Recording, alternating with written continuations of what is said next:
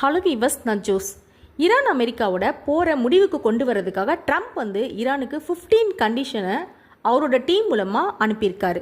இதுக்கு மீடியேட்டராக இருக்கிறது Pakistan field marshal Azeem Munir தான் இருக்காருன்னு சொல்கிறாங்க. ஓகே, ட்ரம்ப் என்னென்ன கண்டிஷன் போட்டிருக்காரு அப்படின்னு பார்க்கலாம். என்னென்ன கண்டிஷன் சொல்லியிருக்காருன்னா, நியூக்ளியர் வெப்பன் ரெடி பண்ணுறத ஈரான் உடனே ஸ்டாப் பண்ணணும்.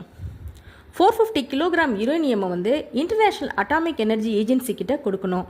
டெரர் குரூப்பான ஹமாஸ் ஹெல்ப் பண்ணுறதை ஸ்டாப் பண்ணணும்.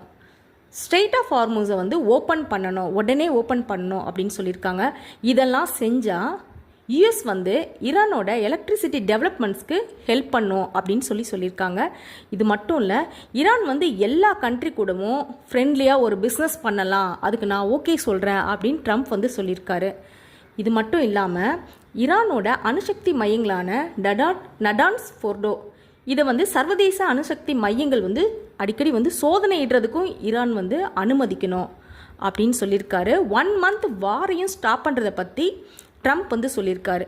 இந்த 1 மந்த் வாரை ஸ்டாப் பண்ணுற கேப்பில் ஈரானும் அமெரிக்காவும் சேர்ந்து இந்த வாரை பற்றி பேசி ஒரு முடிவுக்கு கொண்டு டோட்டலாக இந்த வாரை ஸ்டாப் பண்ணிடலாம் அப்படின்னு சொல்லியிருக்காரு.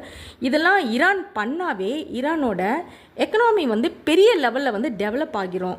ஆனால் ஈரான் என்ன சொல்கிறாங்கன்னா, ஈரானோட இராணுவ தலைமை செய்தி தொடர்பாளரான இப்ராஹிம் தோல்வி அக்செப்ட் பண்ண முடியாமல் தான் ட்ரம்ப் இந்த மாதிரிலாம் ஆர்குமெண்ட் கண்டிஷன்லாம் சொல்கிறாரு, அப்படிலாம் பேசியிருக்காரு அப்படின்னு சொல்கிறாரு. இன்னொரு இராணுவ அதிகாரி அலி அப்துல்லாஹி அலியாபாடி இவர் முழு வெற்றி பெறுற வரைக்கும் இந்த போர் தொடர்ந்துட்டே தான் இருக்கும் அப்படின்னு சொல்லியிருக்காரு. ஸ்ட்ரெயிட் ஆஃப் ஹார்மோஸ் க்ளோஸ் ஆனதுனால வேர்ல்டு எக்கனாமியே நம்மளுக்கு ஒரு கொலப்ஸ் ஆயிடுச்சு. இந்த ஸ்மால் சி கேப் வழியாக தான் கல்ஃப் கண்ட்ரீஸ்லேருந்து ஆயில் ஷிப் மூலமாக ஓப்பன் ஓஷனுக்கு வரணும்னா இந்த ஸ்ட்ரெயிட் ஆஃப் ஹார்மோஸ் வழியாக தான் இதை தாண்டி தான் வரணும். இங்கே தான் கல்ஃப் கண்ட்ரீஸோட ஆயில் ஃபியூல்ஸ்லாம் இருக்குது. இந்த ஸ்மால் கேட் வழியாக தான் கிட்டத்தட்ட